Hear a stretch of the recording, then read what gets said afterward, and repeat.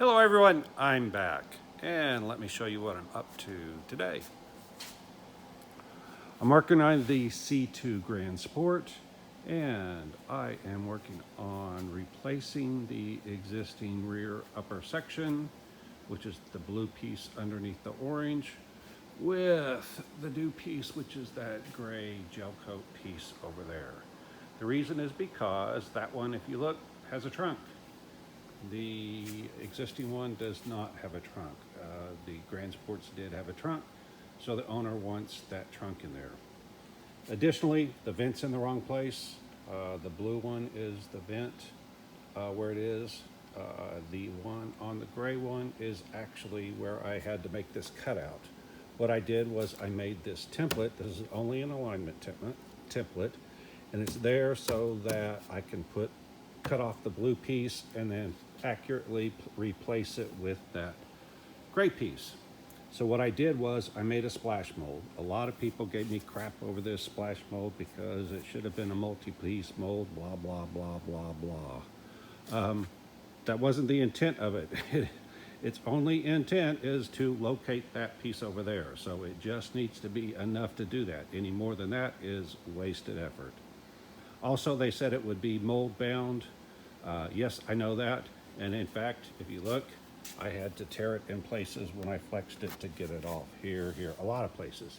Don't care, as long as the majority of it fits correctly, which you can see it does, correct enough.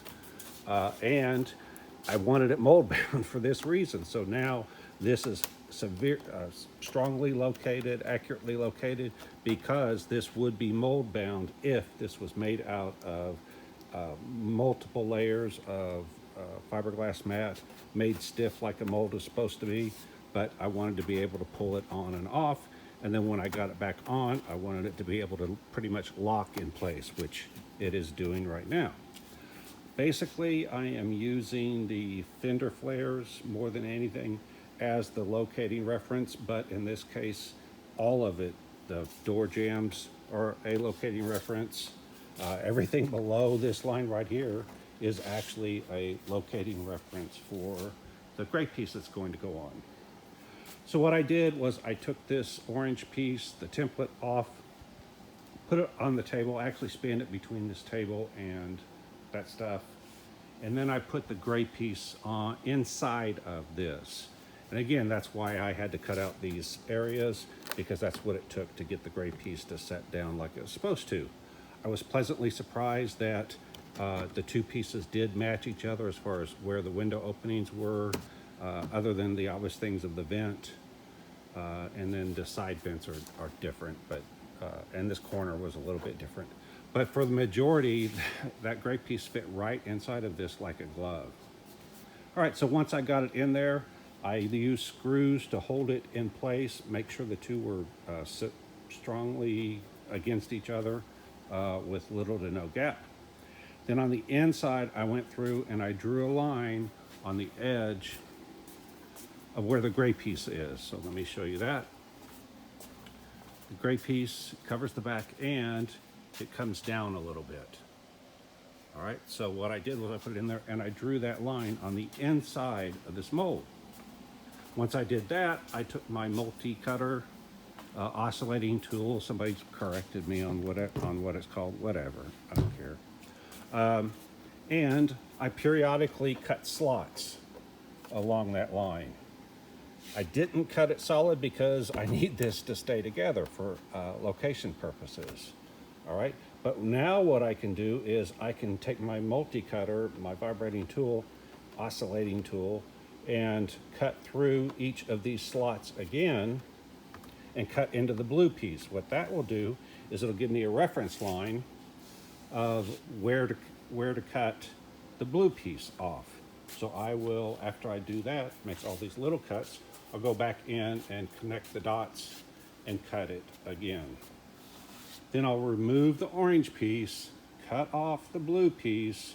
I will put the gray piece back inside of the orange piece, stick it back on here, and then I will bond it in place, the gray piece in place, using the template to accurately locate it.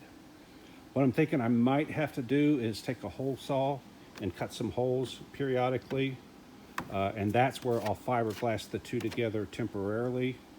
Or what I found out is there are bonding strips. So what I found out when I crawled under the car is that this is a factory dividing line on these C2 Corvettes. And underneath there is what's called a bonding strip, which is about a 3-inch wide strip that goes right through here all the way around. They're separate pieces, but they go all the way around. And from the factory, they actually use that to bond together this top section and this bottom section. So I didn't realize at the time, but I'm actually duplicating what the factory did. So that was kind of reassuring to know. The problem is that that bonding strip is still bonding the two together. So I have to make a decision. Do I want to cut all the way through the bonding strip and just completely slice this off, including the bonding strip? Or do I want to just cut the blue part off and leave the bonding strip? The problem is I can't get in between the body and the bonding strip to separate the two. I might be able to. I got a heat gun. I'm going to try heating it up and seeing if it lets, how hard it is to get it to let loose. If it's too difficult, then I'll just go ahead and cut the whole thing off.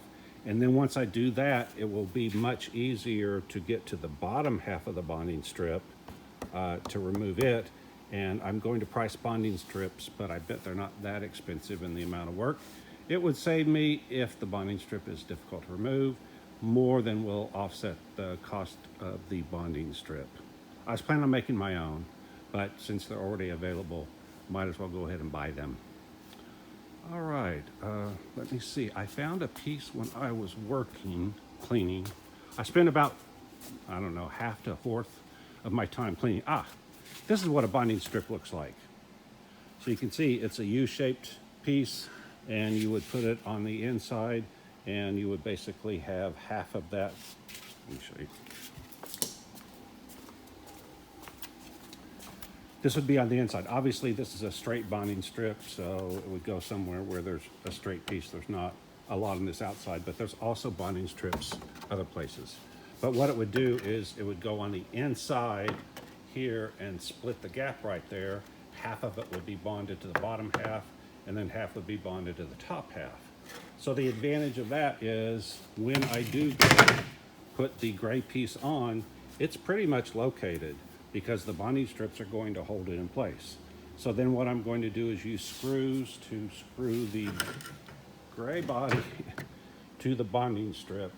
And did I say I was going to use panel bond? I'm going to use panel bond basically to glue those two things together.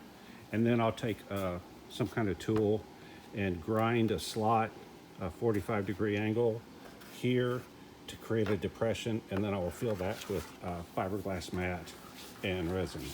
And essentially, so the outside will be fiberglass reinforced, the inside will be fiberglass and panel bond reinforced.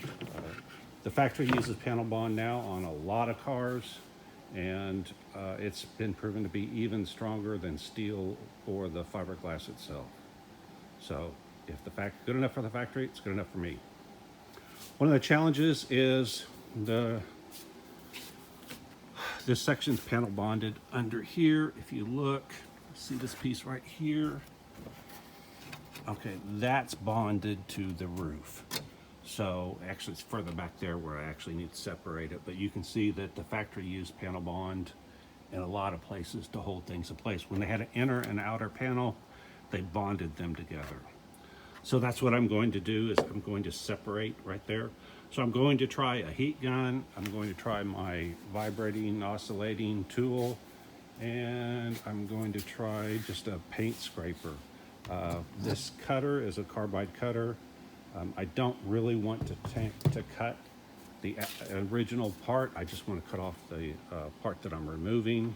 So I may get, instead of a cutting tool, a flat bladed tool that they use for scraping, and put it on here and see how that works. So anyway, I'm gonna try heat.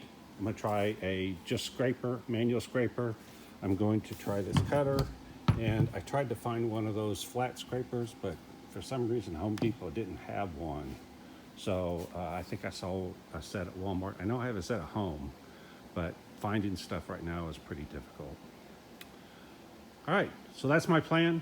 As soon as I hang up from this, I am going to start cutting. And then at some point, I'm going to stop cutting and I'm going to try the heat gun and see how hard or soft that panel bond they used was, and see if it makes more sense what to do there. I could destroy the blue piece and take it off, but one of the things I want to do is I want to make a trailer that matches the car. And so that blue piece would be a perfect, it's going to be scrap when I'm done. So it would be a perfect thing to use for a trailer. So it would be kind of cool to have a car like this and then a trailer matching on the back. And of course the trunk would be an added feature. I would make the window probably open this way, but it wouldn't be a window. It would be solid. It just would be painted to look like it has a window. And I would make it a split window because people associate the split window with the early Corvette, C2 Corvettes. And I would have the trunk open this way. So that would be quite a bit of storage space. So anyway, those of us that race know that when you get to the racetrack, it's nice to be able to drive on the factory wheels and tires. And then when you get to the racetrack, swap on your race wheels and tires. So ideally, it would be great if this trailer would hold 4 wheels and tires for racers to use. Okay, that's all I have. Like, subscribe, hit the alert, hit the thanks if you want to donate. And if you don't like what I'm doing, you don't know Jack. Bye.